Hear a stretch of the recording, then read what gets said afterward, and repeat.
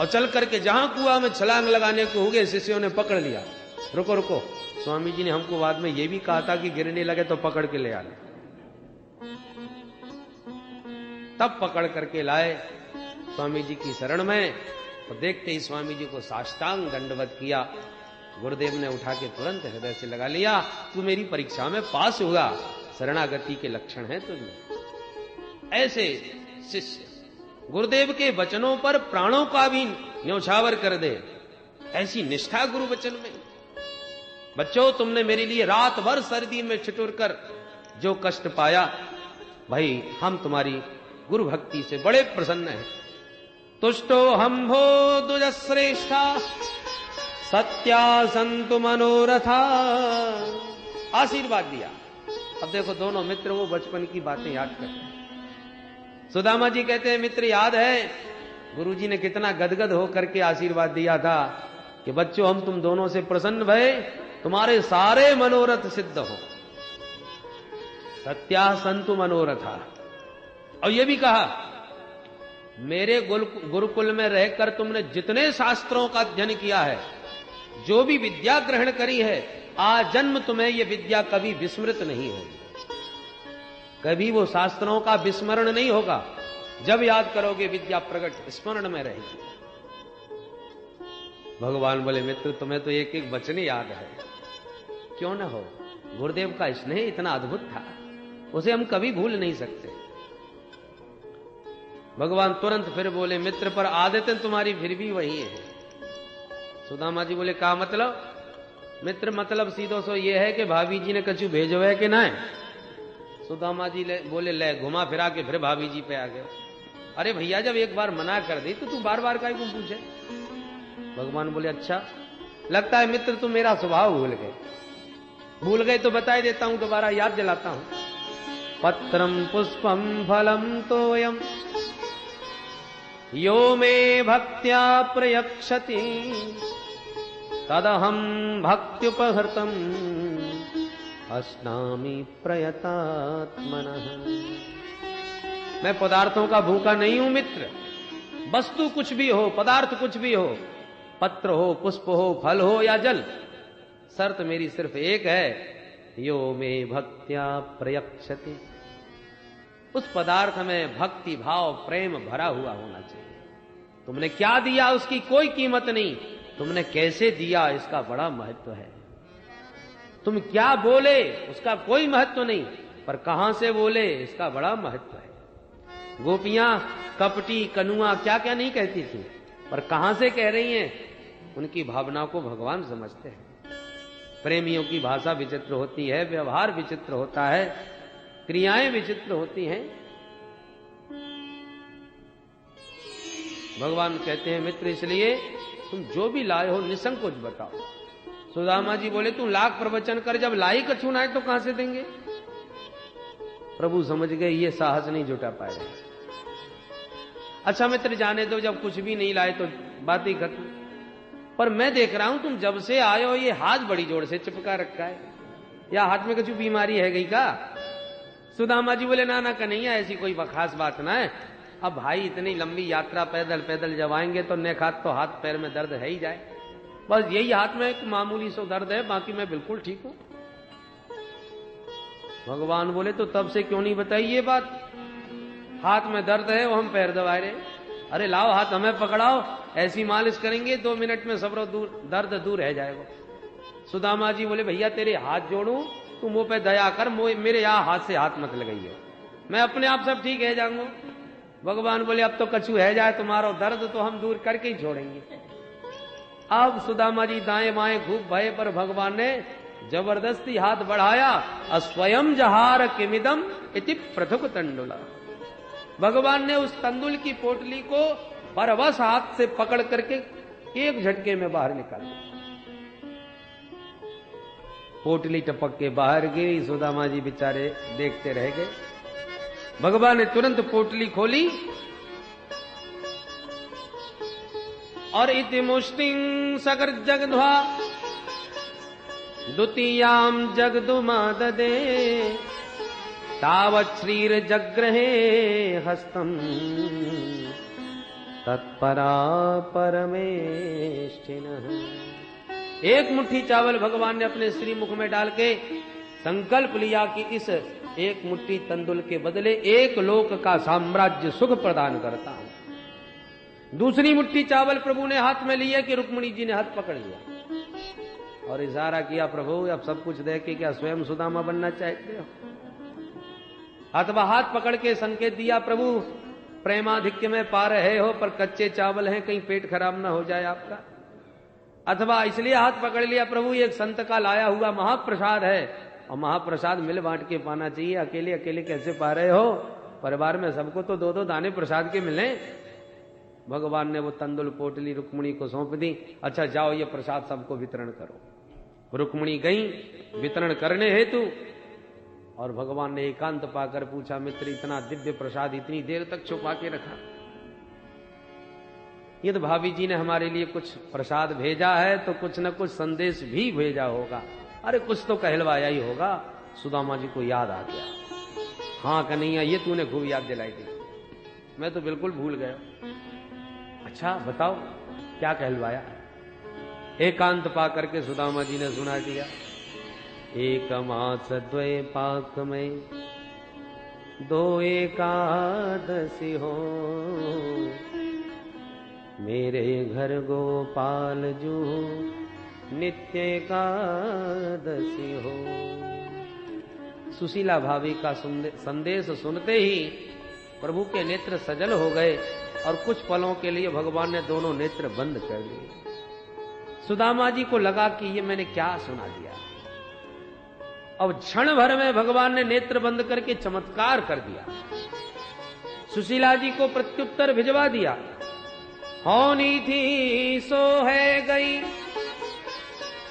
पर अब ना ऐसी हो, भाभी तेरे भवन में नित्य द्वादशी हो।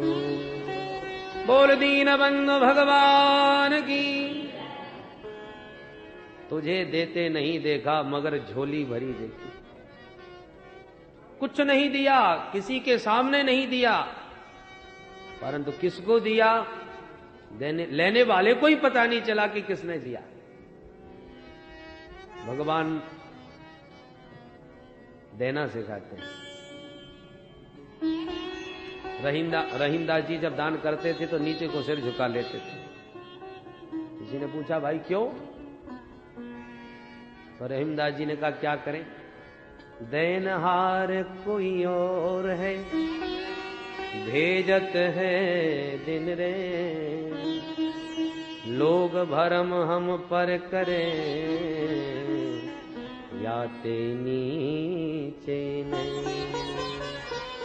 अरे देने वाला वो परम दाता, दाता एक राम, भिखारी सारी दुनिया भिखारी है। कोई छोटा भिखारी कोई बड़ा भिखारी, मांगते तो सब उसी दाता से हैं। यदि उसने किसी को बहुत ज्यादा दिया भी है तो देने के लिए दिया है कि तुम जरा दाता बन जाओ। परंतु जब उसकी संपत्ति को हम अपना मान करके देने का गर्व करने लगते हैं कि मैंने इतना दान दिया, तो भगवान को हंसी आने लगती है। देखो मेरी चीज पर कितनी अकड़ दिखा रहा है। अरे कभी कभी तो भगवान को भी चढ़ाते समय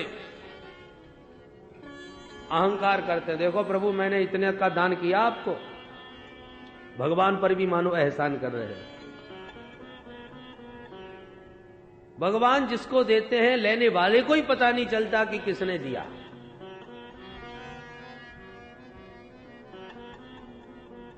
सुदामा जी ने तो प्रसंग बदल दिया। अरे भैया कृष्ण कन्हैया, तूने मेरे घर की एक एक बातें सबरी पूछ ली पर अपने बारे में कछु ना बताया।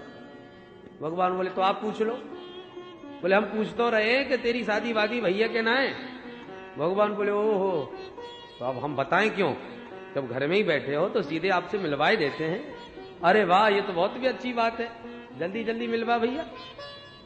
भगवान बाहर जाके रुक्मिणी से बोले जाओ सबसे कहो कि आके आशीर्वाद ले जाएं, ये सिद्ध विभूति है। अच्छा, रुक्मिणी ने जाके रानी पटरानियों को सूचना पहुंचा दी। साहब दौड़ी भागी चली आई। रुक्मिणी जी ने किया प्रणाम, महाराज नमो नारायणाय। सुदामा जी भगवान को देखने लगे, भैया परिचय तो कराए, कौन है ये? भगवान बोले, ये हैं हमारी धर्म पत्नी जी।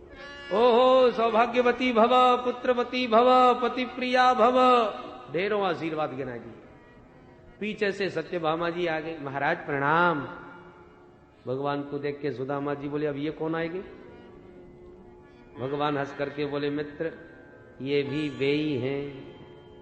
ओहो समझ गए हो, दो दो विवाह कर रखे हैं, बड़ी अच्छी बात है, बड़े ठाठ हैं भैया तेरे। सौभाग्यवती भव, पुत्रवती भव, पति प्रिया भव। पीछे से कालिंदी भागी चली है, महाराज प्रणाम। बोली लाला अब ये कौन आई गई?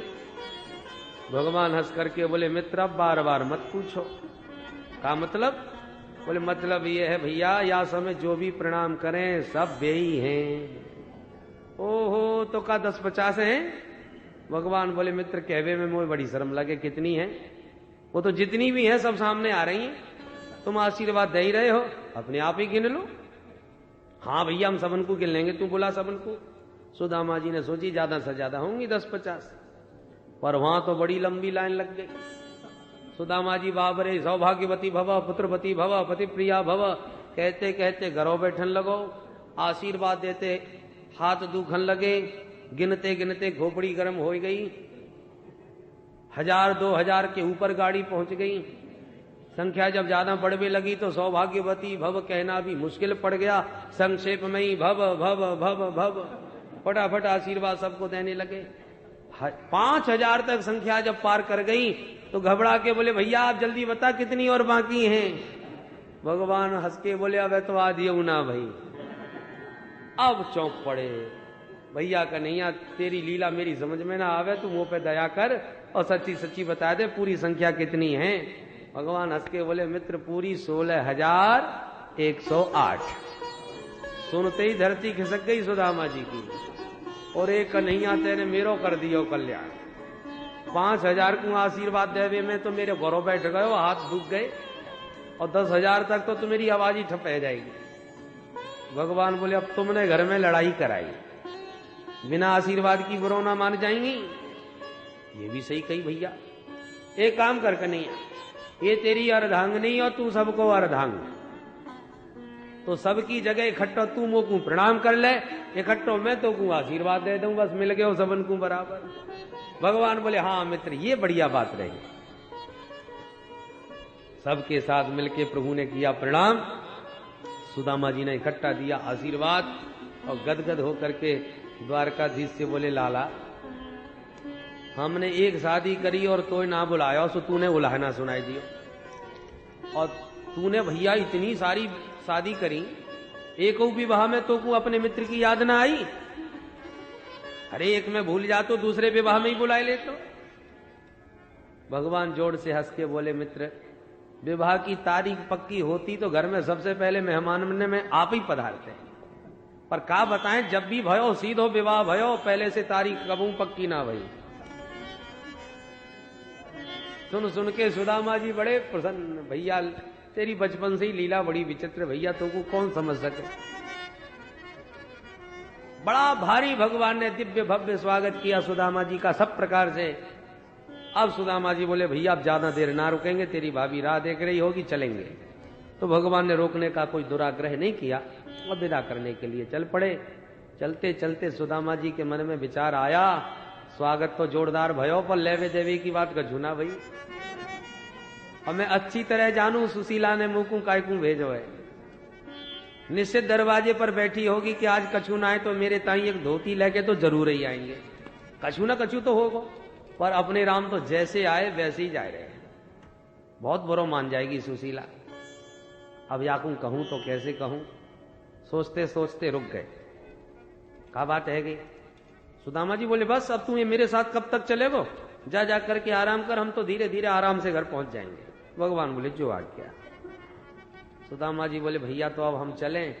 भगवान बोले, मित्र अब कैसे कहें? अरे हाँ भैया एक बात तो मैं भूल ही गयो, तूने आते ही भाभी को समाचार पूछो, अब जाते ही भाभी भी तो तेरो समाचार पूछेगी, तो बासे का कह दूं ये तो बता। भगवान बोले, अरे ये तो मैं भूल ही गयो, भाभी जी से मेरी राम राम जरूर बोल दियो। सुदामा जी बोले, ये भी कोई समाचार होए? अरे राम राम तो तू ना भी कह तो तब भी कह देते, कोई विशेष बात कहनी है वो बता। भगवान बोले हाँ तो एक बात जरूर बोलियो कि अब जब भी आप पधारो द्वारका में तो भाभी जी जरूर संग में आवे। सुदामा जी समझ गई है ना दे व्यवहारो भैया, हमने कितनी बार याद दिलाई। अच्छा ठीक है भैया, राम राम बोल देंगे, राजी खुशी बता देंगे, भगवान ने चाही तो फिर मिलेंगे। और सुदामा जी चल पड़े, पर फूटी कौड़ी भी भगवान ने नहीं दी। अब चलते चलते सुदामा जी सोच रहे हैं, और क्या सोच रहे हैं देखिए, सुदामा जी के मन में यदि धन पाने की इच्छा होती तो स्वाभाविक है, जिस वस्तु की कामना मन में होती है और वो कामना पूर्ण न हो तो क्रोध का जन्म होता है। कामना की अपूर्णता में ही क्रोध जन्म लेता है। पर सुदामा जी के मन में ये सब कामना थी ही नहीं। उनके मन में तो एक ही इच्छा थी, अयम ही परमो लाभ उत्तम श्लोक दर्शनम। केवल दर्शन लाभ लेने आए थे सो मिल गया। धन की इच्छा तो सुशीला में थी, इसलिए सुदामा जी के मन में किंचित मात्र भी कोई कुभाव नहीं आया। अभी तो गदगद हृदय से विचार कर रहे हैं, क्वाहम दरिद्र पापीयान क्व कृष्णः श्रीनिकेतन ब्रह्म बंधुरिते स्माहम बाहुभ्याम परिरम्भितः। कहां तो मेरे जैसा दीनहीन दरिद्र ब्रह्म बंधु पतित ब्राह्मण, पर कहा उस जैसा साक्षात लक्ष्मीपति।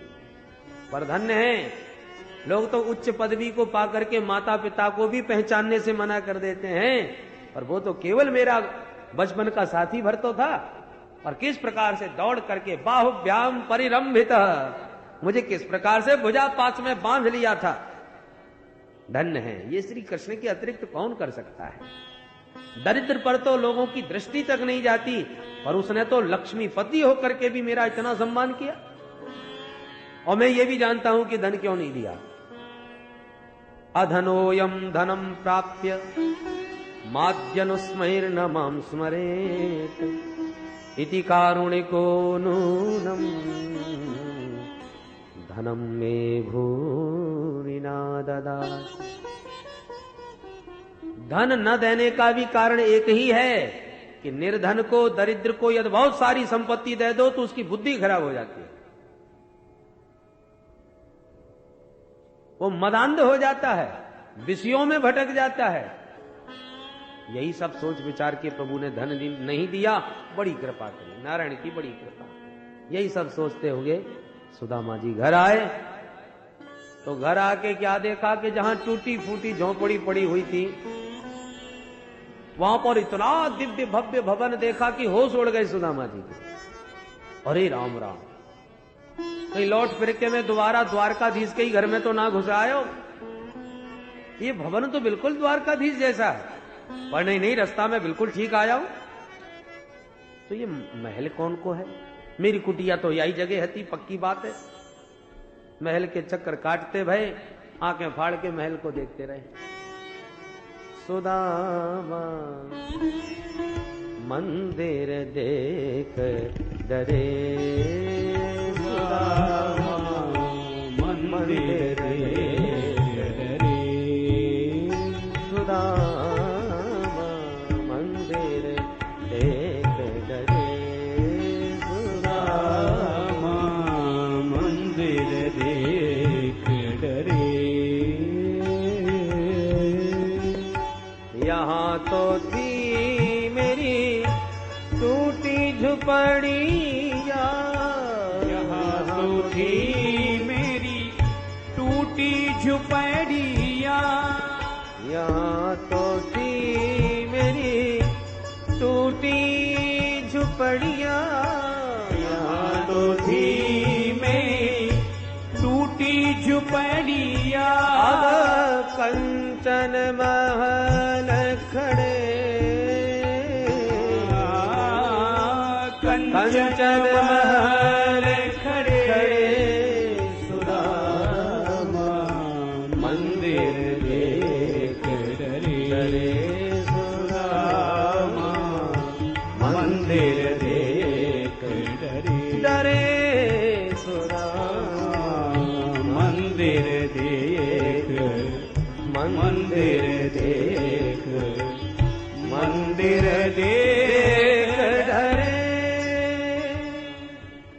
डरे हुए से श्री सुदामा जी भवन के चक्कर काट रहे हैं कि कुटिया कहां गई मेरी। अरे कुटिया गई तो गई, पर सुशीला कितकुन चली गई। अब सुशीला कहां ढूंढूं मैं। तब तक सेवकों ने सुदामा जी की मनस्थिति को समझ लिया और भगवती सुशीला को सूचना दी, महारानी जी देखिए ये ब्राह्मण कौन है, बड़ी देर से चक्कर काट रहा है। झरोके से झांक कर जो सुशीला ने देखा, देखते ही प्रसन्नता के मारे उछल पड़ी। अरे चलो चलो तैयारी करो स्वागत की, मेरे स्वामी जी आए हैं। सुशीला ने 16 श्रृंगार किए, स्वर्ण थाल में आरता सजाया, स्वागत के लिए चल पड़ी। दास दासियां घेर करके जा रहे हैं। बोल सुदामा महाराज की जय जयकार बोलते सब चल पड़े। सुदामा जी ने जय घोष सुना सो और ज्यादा घबरा गए। भाई सुदामा तो अपने ही है, पर ये सुदामा महाराज कोई और होंगे। हमारे नाम के राजा को महल होएगा ये, पर ये देवी जी कौन चली आ रही हैं। सुशीला जी तो स्वागत में आरती सजाए चली आ रही हैं। सुदामा जी रास्ता छोड़ के कोने में जा खड़े भाई। होगी कोई रानी महारानी जा रही होगी कहीं पूजा पाठ करवे को।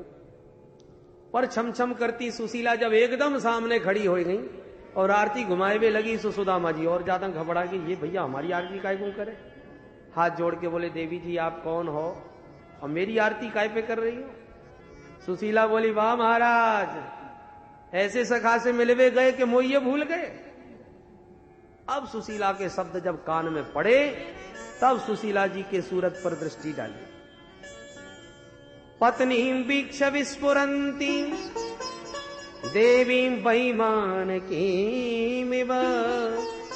दासीनां निष्ककण्ठीनां मध्ये भान्तिं सविस्मित मध्ये भान्तिं सविस्मित। आंखें फटी की फटी रह गईं सुदामा जी की। अरे सुशीला तेरे पास इतनी बढ़िया साड़ी, इतनी बढ़िया सोने की थारी, इतनी ऊंची महल अटारी, ये सब कहां से आए गई। सुशीला हंसने लगी वाह महाराज, तो तुम्हारे सखा ने तुम्हें कजूना बतायो का। ये तो सब चमत्कार आपके द्वारकाधीश कृष्ण को ही है। अब सुदामा जी सब समझ गए। अरे सुशीला अब मैं मान गया, श्री कृष्ण सचमुच घनश्याम है। ये आकाश के मेघों का भी नाम घनश्याम है। ये भी सांवले और मेरा घनश्याम भी सांवला। सारा संसार सोता रहता है, तब आकाश के घनश्याम चुपचाप पानी बरसा के चले जाते हैं। पता ही नहीं चलता कि कब बरस गए। यदि ये दिखावा होता कि लोग देखें कि मैंने इतना पानी बरसाया है, ताकि मेरी महिमा को समझें, मेरी प्रशंसा करें, तो फिर दिन में ही बरसात होती, रात में कभी ना होती। परंतु आकाश से के घनश्याम इसकी अपेक्षा नहीं करते कि कौन हमारा एहसान मानेगा, कौन हमें धन्यवाद देगा। उनका तो लक्ष्य है जीवों का कल्याण करना, जीवों पर कृपा बरसाना, इसलिए बरसाते हैं। चाहे दिन में बरसे चाहे रात में, कोई माने या न माने, यही स्वभाव हमारे सब प्रभु का है। अज्ञान की निद्रा में सारा जगत सो रहा है, मोह निशा सब सो बनिहारा। भगवान कृपा वृष्टि कर रहे हैं, और जो समीक्षा करने वाले हैं वो तो देख लेते हैं उस कृपा को।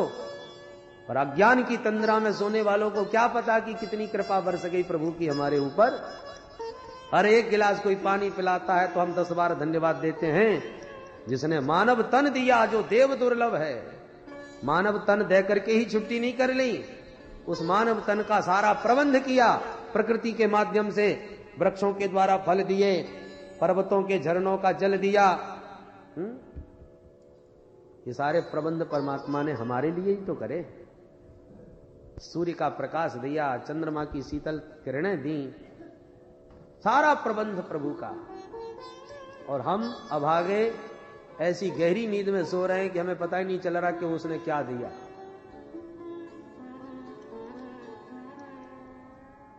और जितना दिया उसको उसे स्वीकार नहीं करते, और अनंत इच्छाओं को थोप रहे। ये काम और कर दो प्रभु, ये काम और बन जाए हमारा, और न बने तो भगवान को गाली और देने लग जाए। भगवान ने दिया ही क्या है हमको, प्रभु ने किया ही क्या है हमारे लिए। इतनी बड़ी कृतज्ञता है। मांगों का कोई अंत नहीं, इच्छाओं का कोई अंत नहीं। सुदामा जी की तरह पहले कुछ नहीं था तब भी प्रसन्न, आज सब कुछ है तब भी प्रभु की कृपा का अनुभव। भगवान की कृपा की निरंतर समीक्षा करते रहो। मांगा है मैंने श्याम ते वरदान एक ही, तेरी कृपा बनी रहे जब तक है जिंदगी। मांगा है मैंने श्याम से वरदान एक ही, तेरी कृपा बनी रहे जब तक है जिंदगी। मांगा है मैंने श्याम से वरदान एक ही, तेरी कृपा बनी रहे जब तक है जिंदगी। मांगा है मैंने श्याम से वरदान एक ही, तेरी कृपा बनी रहे जब तक है जिंदगी। जिस पर प्रभु का हाथ था वो पार हो गया, जिस पर प्रभु का हाथ था वो पार हो गया। जो भी शरण में आ गया उद्धार हो गया, जो भी शरण में आ गया उद्धार हो गया। जो भी शरण में आ गया उद्धार हो गया। जो भी शरण में आ गया उद्धार हो गया। जिसका भरोसा श्याम पर डूबा कभी नहीं, तेरी कृपा बनी रहे जब तक है जिंदगी। मांगा है मैंने श्याम से वरदान एक ही, तेरी कृपा बनी रहे जब तक है जिंदगी। कोई समझ सका नहीं माया बड़ी अजीब, कोई समझ सका नहीं माया बड़ी अजीब। जिसने प्रभु को पा लिया है वो ही खुश नसीब, जिसने प्रभु को पा लिया है वो ही खुश नसीब। जिसने प्रभु को पा लिया है वो ही खुश नसीब। जिसने प्रभु को पा लिया है वो ही खुश नसीब। जिसकी इजाजत के बिना पत्ता हिले नहीं, तेरी कृपा बनी रहे जब तक है जिंदगी। मांगा है मैंने श्याम से वरदान एक ही, तेरी कृपा बनी रहे जब तक है जिंदगी। ऐसे दयालु श्याम से रिश्ता बनाइए, ऐसे दयालु श्याम से रिश्ता बनाइए। मिलता रहेगा आपको जो कुछ भी चाहिए, मिलता रहेगा आपको जो कुछ भी चाहिए। मिलता रहेगा आपको जो कुछ भी चाहिए। मिलता रहेगा आपको जो कुछ भी चाहिए। ऐसा करिश्मा होगा हुआ कभी नहीं, तेरी कृपा बनी रहे जब तक है जिंदगी। मांगा है मैंने श्याम से वरदान एक ही, तेरी कृपा बनी रहे जब तक है जिंदगी। कहते हैं लोग जिंदगी किस्मत की बात है, कहते हैं लोग जिंदगी किस्मत की बात है। किस्मत बनाना भी मगर उसके ही हाथ है। किस्मत बनाना भी मगर उसके ही हाथ है। किस्मत बनाना भी मगर उसके ही हाथ है। किस्मत बनाना भी मगर उसके ही हाथ है। कर ले यकीन अब मेरा ज्यादा समय नहीं, तेरी कृपा बनी रहे जब तक है जिंदगी। मांगा है मैंने श्याम से वरदान एक ही, तेरी कृपा बनी रहे जब तक है जिंदगी।